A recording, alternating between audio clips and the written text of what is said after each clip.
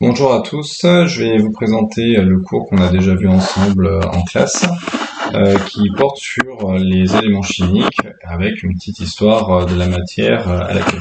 Alors le cours, il va s'articuler autour de la synthèse et de noyaux atomiques grâce à la fusion ou à la fission nucléaire.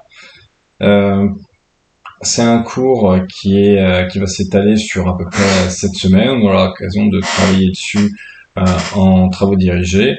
Ça nécessite malgré tout que vous compreniez ce que c'est qu'un atome, une molécule, avec certains prérequis que je vais reprendre dans ce chapitre. Alors, en introduction, comme je l'ai fait en cours, je vous avais expliqué que l'histoire de la matière, elle est assez hétérogène, c'est-à-dire qu'il y a eu des conceptions qui se sont opposées et que finalement ça n'a pas été si linéaire que ça jusqu'à nos jours pour définir ce que c'était qu'un élément chimique. Et notamment, il faut remonter à Démocrite et à d'autres philosophes grecs qui imaginaient que la matière s'était constituée de grains, comme des grains de sable, qui étaient insécables, et que finalement c'était l'association de ces grains-là qui donnait la matière telle qu'on l'apercevait. On appelait ça la théorie atomique et c'était les atomistes. Alors c'était aussi des gens, généralement Démocrite et ses comparses philosophes, c'est pas forcément homogène, mais qui avaient perçu que la Terre était ronde et non pas plate, qu'elle tournait autour du Soleil et pas l'inverse. Donc finalement des conceptions, alors qu'il n'y avait pas d'approche expérimentale à l'époque, qui sont proches de ce que nous on peut penser. Et ce qu'il faut comprendre, c'est qu'il y a une charge philosophique derrière ça, où finalement l'homme est n'est pas un être spécial ou unique avec un dieu derrière cette philosophie. C'est plutôt un être vivant parmi d'autres qui vit sur une planète parmi d'autres dans un système solaire parmi d'autres. Alors ça, c'est la philosophie générale qui se cache derrière ça. À l'opposé, on a ce qu'on appelle la théorie des éléments d'Empédocle, qui considérait que la matière était constituée de terre, d'air, d'eau et de feu. Alors c'est un système qui repose pas que là-dessus, et même Aristote plus tard avait rajouté la notion, alors je sais plus si c'est le terme d'éther, mais en tout cas quelque chose qui fait appel, c'est la quintessence. Le terme c'est la quintessence, donc un cinquième élément qui est celui qui va constituer les anges. Donc déjà vous voyez qu'il y a une notion religieuse qui apparaît derrière. Et ces 4 éléments ou 5 éléments d'Empédocle, en plus, ils ont une charge qui, alors c'est très structuré. Il faut pas imaginer que c'était juste des farfelus qui disaient tout et n'importe quoi sur la base de rien. Il y avait également, Platon qui avait travaillé sur ces concepts-là. Il n'y avait pas qu'Aristote. Et pour Platon, il considérait que les cieux et la matière s'était organisée de façon assez semblable. Donc il y avait un démiurge chez Platon, et par exemple l'eau, c'est ce qu'il y a de plus bas, c'est sous nos pieds. Ensuite il y a la terre, ensuite il y a l'air, c'est au-dessus de notre tête, et ensuite il y a le feu. Et en fait il y avait même la notion de monde sublunaire, c'est-à-dire tout ce qui est en dessous de la Lune, et la matière était constituée d'un mélange de tous ces éléments, et à laquelle on rajoutait l'âme. Et ça donnait donc les différentes espèces qui sont présentes sur Terre. Et il y avait même une considération où tout ce qui n'est pas un homme, je parle pas d'un être humain mais d'un homme, c'est une espèce de dégénérescence de l'homme. Donc c'est une matière qui est un peu cassée, qui est un peu biaisée. Et des exemples tout bêtes, on considérait que les roues c'était une anomalie, et que finalement c'était une âme un peu viciée, qui avait pas très bien fait son ouvrage sur la matière, et que du coup on n'avait pas vraiment un homme. Et de même que tout ce qui était les fous ou les difformes, on considérait que c'était un peu l'œuvre du diable, parce qu'il n'y avait pas de raison que le moule que représentait le ventre de la mer ne puisse pas donner la matière animée telle qu'on l'entendait. Et donc vous voyez que c'est des conceptions qui sont aux antipodes. Il y a quelque chose de très décentré sur l'homme quand on parle des éléments chimiques, et enfin vis-à-vis de l'homme, et quelque chose de très anthropocentrique dès lors que l'on va parler de ce qu'on appelle la scolastique aristotélicienne ou de cette conception de la matière qui va s'arrêter, on va dire, grâce à Lavoisier qui a identifié à peu près formellement les premiers éléments chimiques, donc a fait une rupture nette avec cette idée qu'il y avait 4 éléments qui constituaient la matière. Lavoisier dit, bah non, en fait, il y a l'oxygène, il y a l'hydrogène, etc. Donc ça a été une mini-révolution intellectuelle, de même que la découverte de l'héliocentrisme, c'est-à-dire que la Terre tournait autour du Soleil et non pas l'inverse. Ça a déjà fracturé un peu cette théorie des 4 éléments, puisque l'idée que les éléments ils étaient rangés dans un certain ordre et que l'univers était organisé de cette même manière-là, avec la Terre comme point central, eh bien ça vole en éclats de façon assez brutale. Toute cette théorie-là, tout ce système de pensée, c'était également le cas en médecine, où vous avez peut-être entendu parler de la théorie des humeurs. Eh bien en fait, elle reposait également, cette théorie des humeurs, sur cette répartition entre ces 4 éléments. Alors on va rentrer plus en avant dans le chapitre 1 et faire à proprement parler de la physico-chimie, ou la physique nucléaire, ça dépend. Je reviens pas sur les attendus, vous les lirez, s'il y a des questions, vous n'hésiterez pas, mais globalement le chapitre est assez bien conçu pour aborder tous les éléments qui sont nécessaires pour passer l'épreuve. Voilà. Alors, la première chose qu'on peut dire, c'est que l'univers est composé de matière, c'est-à-dire qu'il y a des atomes qui vont être constitutifs de ce qu'on trouve dans l'univers. Et le moins qu'on puisse dire, c'est que si on prend des chiffres, sans aller chercher la virgule, eh bien, on va observer que l'hydrogène et l'hélium, c'est les grands gagnants de la matière présente dans l'univers, et finalement, ça fait un univers qui est pas très diversifié. C'est-à-dire, on a 90% d'hydrogène et à peu près 10% d'hélium. Pour autant, si on regarde ce qui se passe sur Terre, c'est pas du tout ce qu'il y a. Dans les proportions et dans la diversité. On a de l'oxygène qui présente la moitié, on a du magnésium, du silicium et du fer. Et si on regarde un corps humain, c'est encore une répartition différente. Donc vous voyez qu'on est sur des conceptions chimiques, des représentations chimiques qui sont pas du tout sur les mêmes échelles et avec des compositions qui sont très différentes. Donc on a des petits noyaux, des petits îlots de spécificité chimique dans l'univers à travers les êtres vivants quand ils existent et s'ils existent ailleurs, et les planètes.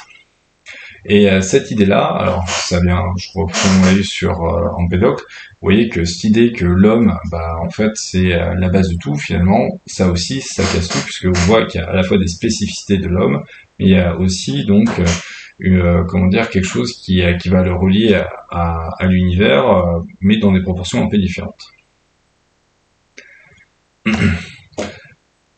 Les atomes, je parle pas des molécules, vont apparaître grâce à des réactions qu'on va appeler de nucléosynthèse. Alors, c'est à la base, il y a la théorie de ce qu'on appelle le Big Bang, c'est-à-dire que la matière a été créée en un certain temps, il y a à peu près 14 milliards d'années, et d'un point central de l'univers, la matière s'est répandue aux différents coins qu'on connaît aujourd'hui, avec les galaxies, les systèmes planétaires, etc. Et l'hydrogène qu'on trouve très majoritairement, en fait, c'est ce qu'on appelle le carburant des transformations nucléaires, c'est-à-dire qu'il est présent dans les étoiles, comme notre Soleil, et qu'il va permettre la formation de nouveaux éléments. Par exemple, dans le schéma qui vous est présenté ici, vous avez du deutérium et du tritium qui vont permettre l'apparition de l'hélium avec un neutron supplémentaire. Je l'ai fait en cours, mais je pense que c'est important de vous le rappeler. Le symbole chimique est toujours représenté par une lettre. Ici, H et He sont les deux éléments qui sont représentés. On connaît leur place dans la classification périodique grâce au numéro qui est en bas à gauche, qu'on appelle numéro atomique. L'hydrogène, c'est toujours 1, quel que soit l'isotope qui le représente. Et l'hélium, c'est toujours 2, quel que soit son isotope. Par contre, il va y avoir des isotopes, comme je l'ai dit, c'est à plusieurs variantes d'un même atome, d'un même cercle. Et ça va dépendre du nombre de neutrons qui vont être présents au sein de ce noyau. Et les neutrons et les protons, on appelle ça les nucléons.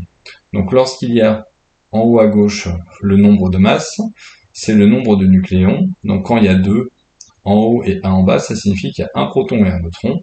Lorsqu'il y a 3 en haut et 1 en bas, ça signifie qu'il y a un proton et 2 neutrons. Et pour l'hélium, 4 et 2, ça veut dire qu'il y a 2 et 2. Cette réaction-là, c'est ce qu'on appelle une réaction de fusion nucléaire, et elle porte sur la synthèse de nouveaux éléments chimiques à partir de plus petits. La cohésion des noyaux nucléaires est due à des interactions qui sont fortes, même s'il y a des situations de répulsion électrostatique du fait de charges positives des protons. Donc les protons sont chargés positivement, mais on a un ensemble qui est cohérent, et c'est dans le cadre de réactions stellaires, c'est-à-dire dans les étoiles, que la production de nouveaux noyaux va être permise du fait d'une température extrême qui va favoriser la formation de ces noyaux-là, sachant que c'est aussi des réactions qui produisent de la chaleur. Un autre exemple, on a du deutérium et de l'hélium 3. 3, c'est le numéro de masse, qui vont donner un proton, donc 1p1, enfin 1p, et de l'hélium 4, qui est l'isotope le plus stable. On parle de noyaux pairs et de noyaux fils. Donc les noyaux pairs sont le deutérium et l'hélium 3, et le noyau fils, ça va être l'hélium 4. Ce qui va produire la diversité atomique au sein de l'univers, eh bien, ça va dépendre du type d'étoile et du stade de vie de l'étoile. Plus on est sur des stades tardifs de l'étoile, c'est-à-dire qu'elle a consommé beaucoup d'hydrogène et qu'elle a beaucoup chauffé, on va pouvoir observer l'apparition de noyaux plus lourds, comme le fer qui arrive tardivement, et des noyaux encore plus lourds qui arrivent sur les dernières phases de vie de l'étoile ou de notre Soleil quand ça s'altère. Il existe également une réaction contraire à la fusion nucléaire, c'est-à-dire on va partir non pas de 2 noyaux légers pour obtenir un plus lourd, mais de 2 noyaux lourds pour en obtenir, d'un noyau lourd pour en obtenir un plus léger. L'exemple le plus courant, c'est celui qu'on connaît dans les centrales nucléaires avec l'uranium. Alors là, on a l'apport d'un neutron vis-à-vis d'un uranium qui va permettre la production d'un xénon et d'un strontium, ainsi que de neutrons. Ici, les règles pour écrire les équations bilan sont les mêmes qu'en chimie classique, c'est-à-dire où on fait des synthèses moléculaires. Là, il faut que le nombre de masses soit toujours respecté, c'est-à-dire qu'on a 1 plus 235, ça fait 236. Ici, 140 plus 94, ça fait 234. Plus 2 fois 1, ça fait 236 également. On a 92 ici, on a 54 et 38, ça fait 92, plus 0, toujours 92. Alors, la fusion nucléaire, elle a quelques particularités. Au-delà de nous être utile dans certaines applications, comme la datation au carbone 14 ou du marquage de biomolécules grâce à du phosphore 32 de mémoire, eh bien, on va observer différents phénomènes de radioactivité, c'est-à-dire la capacité d'un atome à se désintégrer de façon spontanée, c'est-à-dire sans intervention extérieure, du fait de son instabilité. Son instabilité, elle est souvent liée à un déséquilibre entre le nombre de protons et le nombre de neutrons au sein de son noyau. En gros, si on est très loin du 50-50, c'est là où il va y avoir un souci. C'est illustré par la réaction de désintégration du carbone 14, où on a 14 nucléons, et 6 protons, c'est-à-dire qu'on a 8 neutrons pour 6 protons, et lors de cette réaction de désintégration, on va observer l'émergence d'un carbone 14, où on a 14 nucléons avec 7 protons, ce qui veut dire qu'on a 7 nucléons. Et le neutron, c'est ni plus ni moins qu'un proton avec un électron. Donc la perte d'un électron permet de faire émerger un proton, et même si la différence de masse est très faible, on a quelque chose d'un peu plus léger. Donc on va vers quelque chose de plus stable. Pour autant, c'est un phénomène qui est très dur à prévoir, et on va utiliser ce qu'on appelle des modèles statistiques. Un modèle statistique, c'est juste, on cherche une fonction mathématique qui va essayer de rendre compte de quelque chose qui peut arriver de façon aléatoire, en prenant un gros paquet de cette chose-là, en disant on va pouvoir, grâce à la masse, déterminer combien de fois ça va arriver par unité de temps. C'est un peu comme si j'essayais de faire une règle statistique sur 2 personnes en disant en fait, est-ce que je suis capable de déterminer uniquement grâce à 2 personnes quand est-ce qu'il va y avoir par exemple un bébé qui va naître? En fait non, c'est trop compliqué parce qu'il y a trop de facteurs aléatoires et ça ne pourra pas être une règle absolue. Donc on va chercher à faire quelque chose de plus global en prenant un échantillon plus large pour définir une règle qui semble plausible. Alors, ce phénomène qui est naturel et qui va permettre de produire des nouveaux noyaux, on va observer la désintégration, ce phénomène de désintégration, il va fonctionner sur le modèle statistique grâce à ce qu'on appelle la demi-vie. C'est-à-dire, on part du principe qu'on est capable de définir combien de temps il faut pour faire disparaître la moitié des atomes d'un type qui est radioactif. C'est-à-dire que à chaque fois qu'il y a ce nombre de jours, d'années, etc. qui s'écoule, on va diviser par 2 par rapport à ce qui restait précédemment. Donc on n'a pas un phénomène qui est linéaire et on va fournir plutôt un phénomène qui va former une courbe dans le temps, c'est-à-dire qu'au plus on avance, au plus il faudra de temps pour faire disparaître la même quantité que celle précédente. On voit également que le temps nécessaire pour obtenir un phénomène de demi-vie, pour observer le phénomène de demi-vie, dépend également du type de noyau. Vous voyez que l'uranium c'est 4,5 milliards d'années, c'est après l'âge de la Terre, donc il a fallu à peu près l'âge de la Terre aujourd'hui pour faire disparaître la moitié de l'uranium, alors que le phosphore 32 c'est un phénomène qui est très rapide.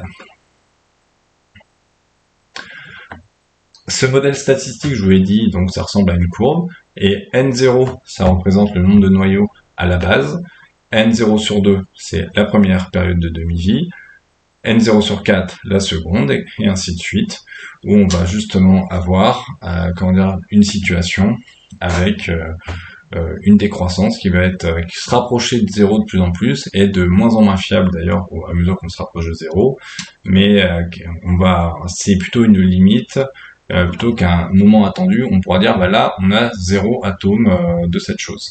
Voilà. Et donc on parle de courbe de décroissance radioactive.